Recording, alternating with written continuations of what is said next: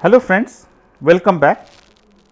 Today in this video, unit number 3 suspension and braking system, subject automobile, BE mechanical, we are going to discuss lift springs and materials used for the lift springs. So, you have seen this type of suspension system in almost many automobile applications. So, this is called as the lift spring suspension system. So, what are the components of this lift spring? So, let us see in details.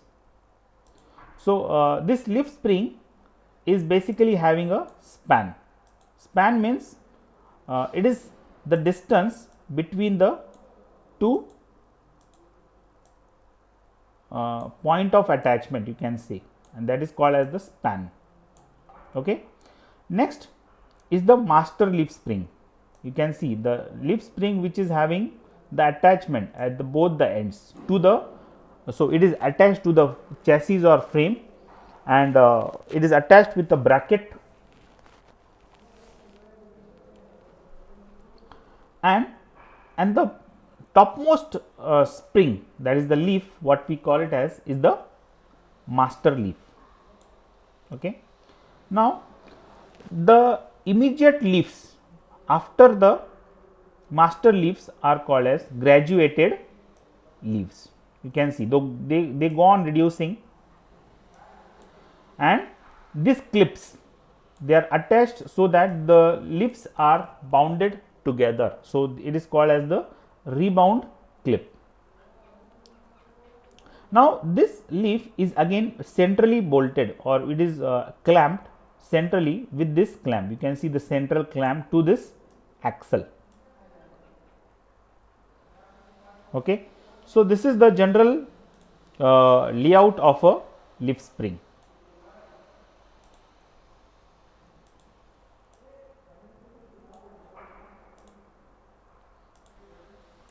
So, again what is a helper lift spring?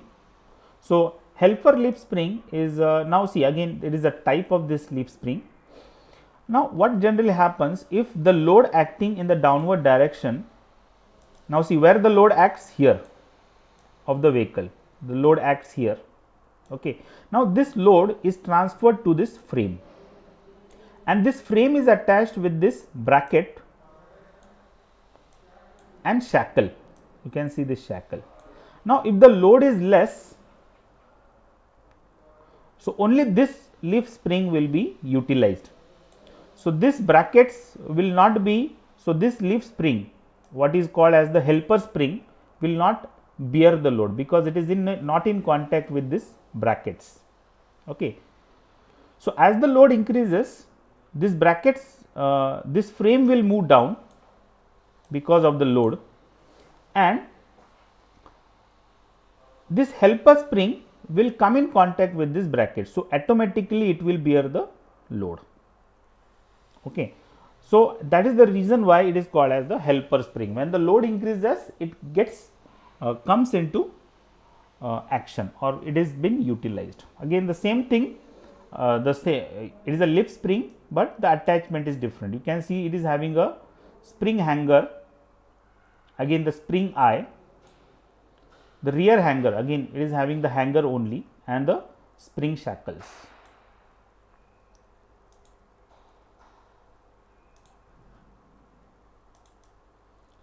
Now, in this diagram you can see again the actual application of the lift spring. You can see here.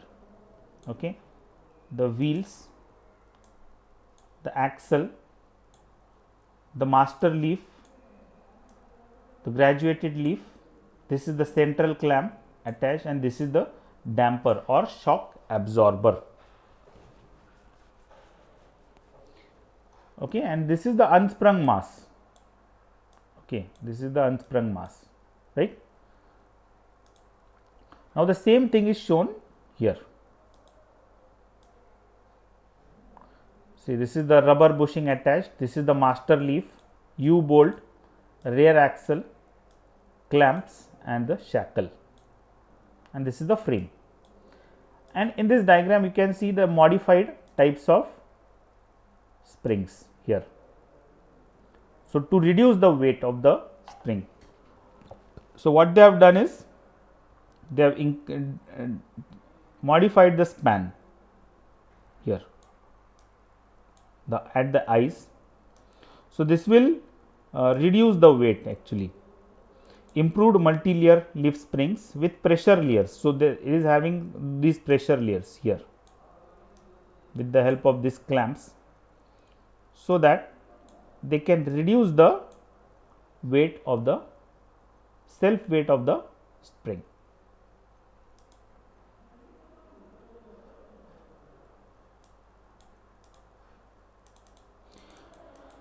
Now, whatever we have discussed is been written here, but anyways we will discuss this.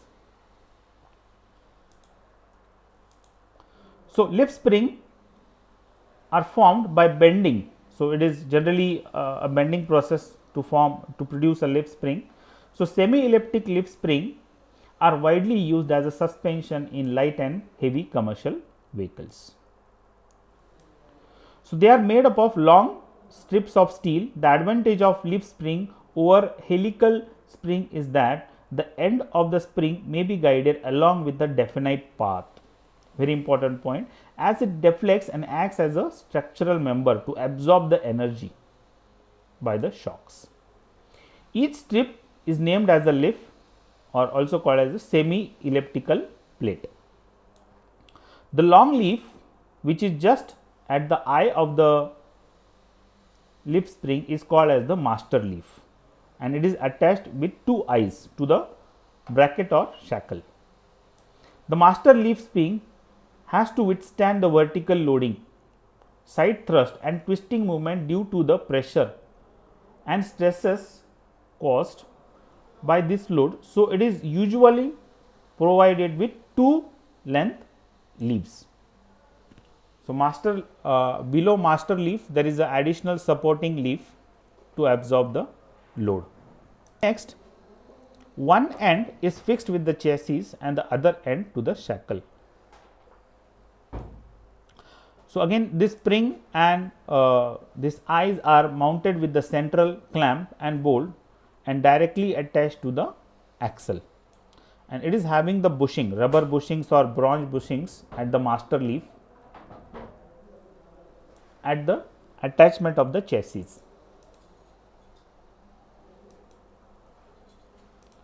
Now, let us go through the materials of leaf spring. So, what is the material used to produce this leaf spring? So, the first type of material is the chrome vanadium steel. So, what is the composition of that? Carbon 0.46, manganese 0.57, silicon 0.17, nickel 0.15, chromium 1.40 and vanadium 0.18%.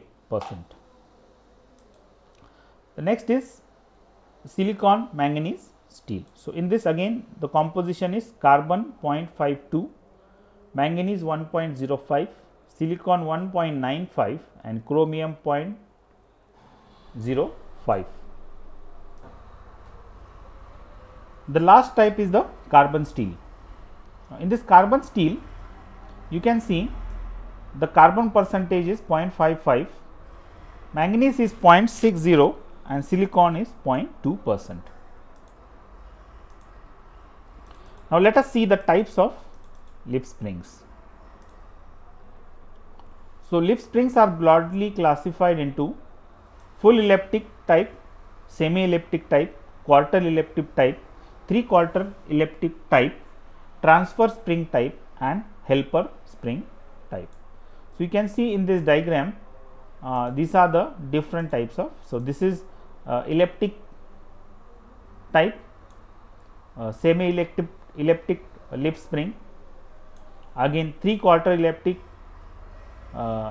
leaf spring, quarter elliptic leaf spring, transfer leaf spring. So, again the same arrangement is shown here.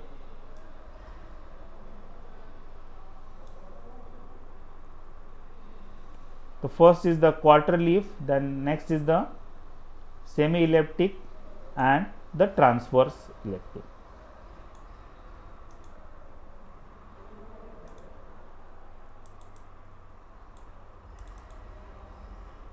So these are the references. Thank you friends, thank you very much.